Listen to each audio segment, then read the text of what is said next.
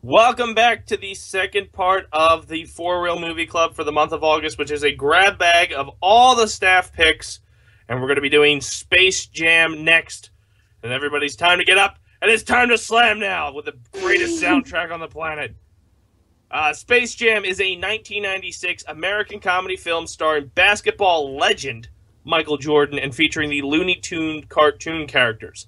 The film was produced by Ivan Reitman and directed by Joe... And with Tony... fuck names. I'm done with names. It was released theatrically by the Warner Brothers under the Family Entertainment label on November 15th, 1996. And it's, again, stars the Looney Tunes. They gotta face the Monstars in order to save their cartoon asses. Chris, Cheng, we'll start with you. What were your thoughts on Space Jam? Oh my god. This Space Jam is the culmination of like the mid-90s where Michael Jordan is the hottest superstar for two sports for at least a sport and a half because he retired from baseball to do basketball to do baseball, and I guess this is his comeback. It was his comeback like move. And right after that year he did Space Jam. So it was like this exciting like roller coaster of watching him rise and fall and rise again. And Looney Tunes, I guess, like it didn't have a big following. So during that year, it decided to have like this increase.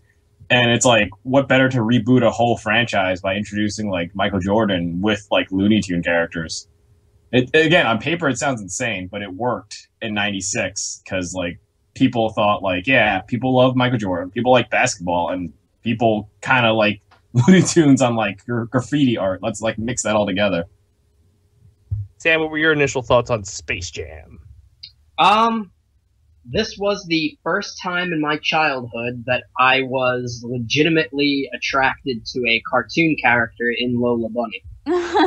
Breakthrough! I was so expecting you to say Elmer Fudd. It was great this is the movie that introduced Lola Bunny. She's been in other Looney Tunes things since then. Yeah, I mean, I've never been big into sports, but I mean, even I know who the fuck Michael Jordan is. So like, seeing this movie, like, increased his popularity if it wasn't popular enough already. Got him into a whole new generation of people like myself who didn't watch sports to actually appreciate what he did. I don't know, man. Like, sometimes I can't even tell, like, even rewatching it, I can't tell if I love this movie because it's a good movie, or if it's because, as a child, I love this movie, and it has, like, the nostalgia effect. I really can't tell, because some of the jokes are so bad, but I still, even now, will laugh at them. Like, I mean, like, how they got, like, the Monstar name? Wasn't it, Sylvester who named them? Yeah. Like one's like, oh, they're monsters. It's like, oh, they're stars, and it's like, they're monstars, and it's like, oh god, like you had to do that. And then like I don't even remember what the fucking guy's name is because I only ever know him as Newman. But like, oh, Wayne Knight. Yeah, he's just, oh god, like his jokes are bad too, and I still laugh at them. And like when the basketball players. Yeah, when the basketball players, like, lose their powers and they're like, somehow you can just take away talent, like, that's just a thing. And they, like, all start, like, freaking out. Yeah, they had the identity crisis. Yeah. But I love my mama. Caroline, what were your initial thoughts on Space Jam? I mean, I agree with Sam that I don't know. I mean, I think, like, it's still a good movie, still holds up. I feel like if I ever have children, I'm definitely gonna make them watch it. I remember watching it in the theater. I thought it was great. Like, I had the little toys for Lola and Taz, because Taz is, like, my homeboy. It's a fun movie. Like, I feel like, and also, like, I'm always gonna be impressed with movies like Space Jam and, Who Framed Roger Rabbit, where they're able to do the animation and have live action. And I'm sure the people that do animation are like, oh my god, there's so many mistakes, but I like it a lot, and I feel like it's still a really good movie, and it's just fun when you grow up and you see these characters in very old cartoons, and all of a sudden they're like super fresh. They're playing basketball, and Michael Jordan's there. It's good, and Bill Murray is in it, so that's also a plus. Speaking of casting, it stars Michael Jordan in the lead role as himself, who starts off playing basketball or baseball and then ends up playing basketball again for the Looney Tunes.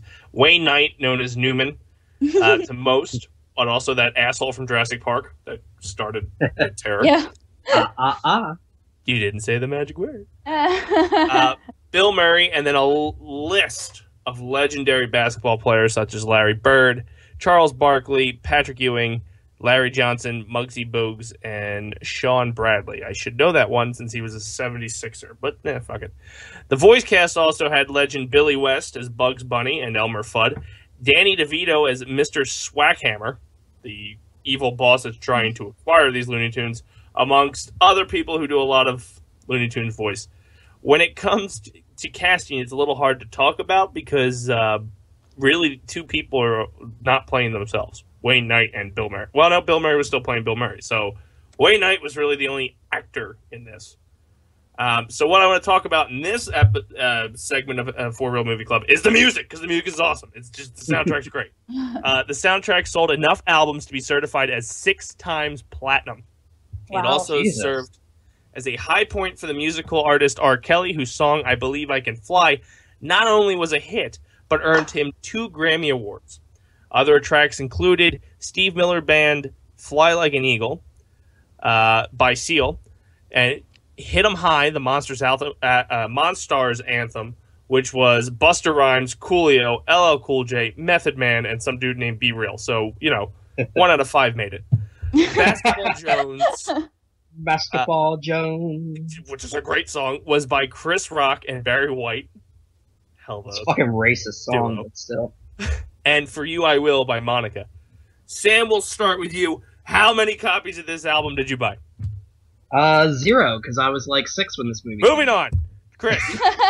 Yeah, I bought one. I have 1 copy. And a basketball with Space Jam logo on it.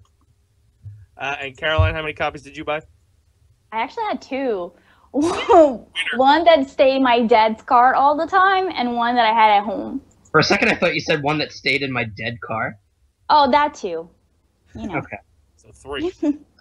Sam, back to you. What did you think of the soundtrack as a whole? Oh my god, like, some of these songs are just completely classic to me. I still contend, even though I love Basketball Jones, it's such a goddamn racist song. Only because I remember the song from Cheech and Chong. But, oh man, like, I Believe I Can Fly was like, I think we graduated to that song when I was in 6th grade. Like, I think, like, they had the 6th grade class, like, sing that song. I'm so glad that you would have graduated to that instead of Basketball Jones. I kind of wish I had graduated to Basketball Jones. But yeah, like, other songs like Space Jam by Quad City DJs. Come on a Slam, and welcome to the jam. Bugs Bunny rapping to the song Buggin'. Phenomenal. That's the way I like it. All these things. Oh, this is such a good soundtrack. Oh yeah, I think it's right up there with like favorite soundtracks from like Guardians of the Galaxy. Mm-hmm. Like just as collections of songs that you just love to listen to. Chris, what was your overall impression of the soundtrack? It definitely played to like youngster like hip hop and rap, because it tried to be like that for the Monstars, the Hit 'Em High song. Because yeah, it did. That, like, I never knew like Busta Rhymes, LL Cool J, Method Man, and whoever B Real was, like, they're not kid friendly, but for one glorious song, they all came together to sing about like fake Looney Tunes. He's like the Eazy-E of that like list. Like, everyone knows Dr. Dre and they know Ice Cube, but then Eazy-E, like, who? Oh yeah, they're like, oh, who's that other guy in like Straight Outta Compton? You gotta watch the director's cut to get where Method Man and all them go crazy with that song. Yeah, I bet there's like a B side of this song that's full of curse words, and I'm on the hunt for that.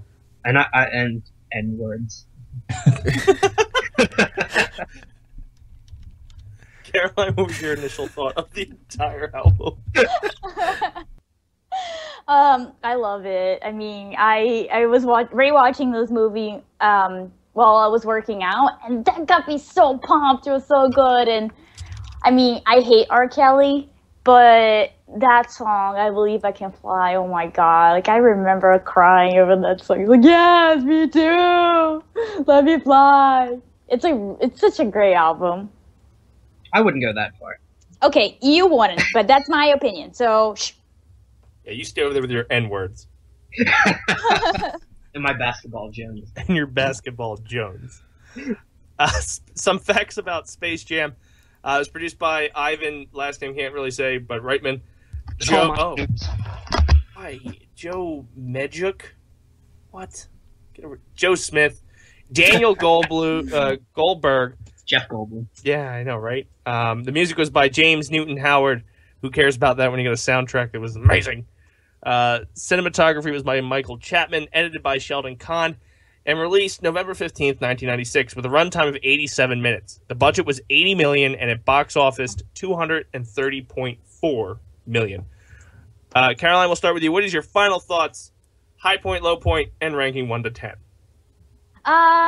Okay. High point, I just love the monsters, especially when they're not talented. They're so cute.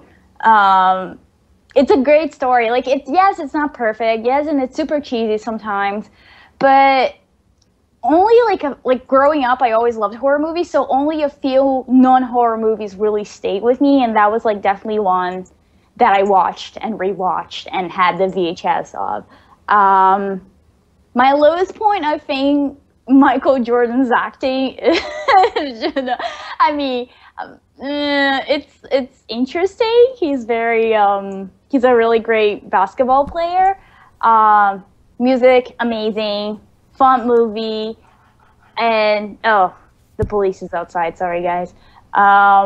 They're trying to arrest you for saying that he's a bad actor, that you didn't believe that he was a basketball player.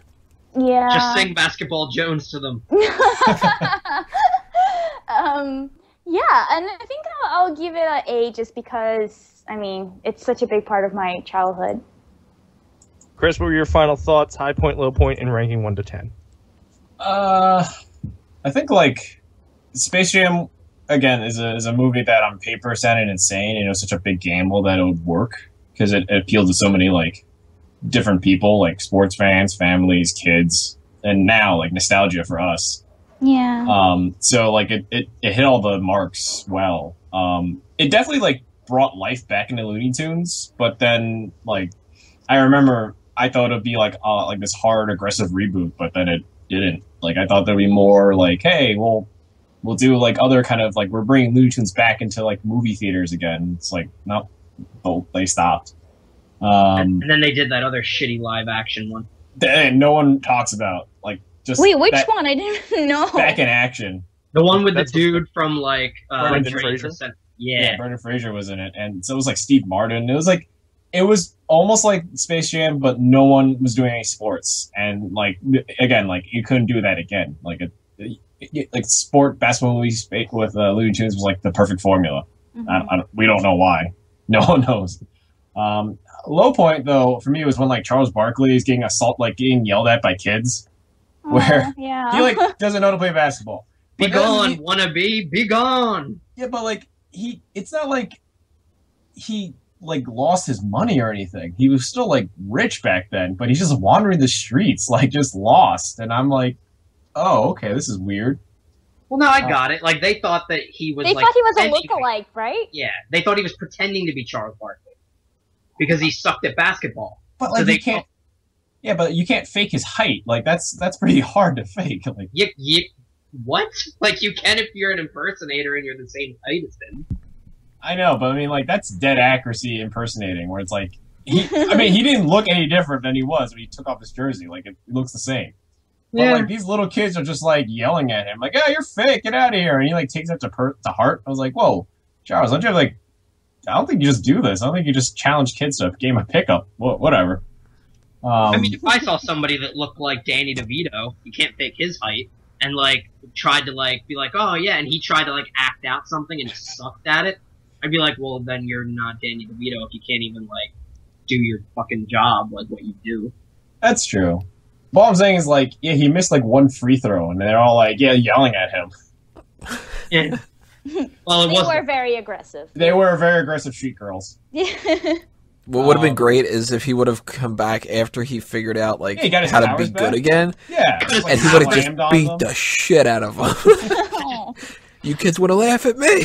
Yeah, like, I want to see that part where they all come back and, like, get their powers and their life goes back to normal. I guess the high point for me was, like, when... I'm not... Yeah, like, it's typically everyone's, but when, like, Jordan gives the inspirational talk and Bugs gives him the fake water, like, the Mike Stuff water. Everybody remember that? Yeah. Yeah. So, like, that was cool, because it's like, oh, it's always been inside you all along. But, again, it's like, that's a bunch of bullshit, because then, like, Jordan kind of then becomes a Looney Tune at the end, where he, like, grows his body, Mm-hmm. which they just, like, forget. Like, they just totally disregard that after he does that. Like, I mean, he yeah. was in a cartoon world. I could forgive that. yeah, but I'm just like, whoa, like, that would have been useful, like, in the beginning, to Yeah, know that you could, like, tap into cartoon power. like Mr. Fantastic yourself. Yeah, like, so... Still a better Fantastic Four movie than Fantastic. Sam, what were your final thoughts? High point, low point, and ranking 1 to 10. Final thoughts, whether it's nostalgia or not. I love this movie. I've loved it since I was a kid. It can be on now, and I'm still gonna watch it and love it. It made me love Looney Tunes even more than I already did as a kid.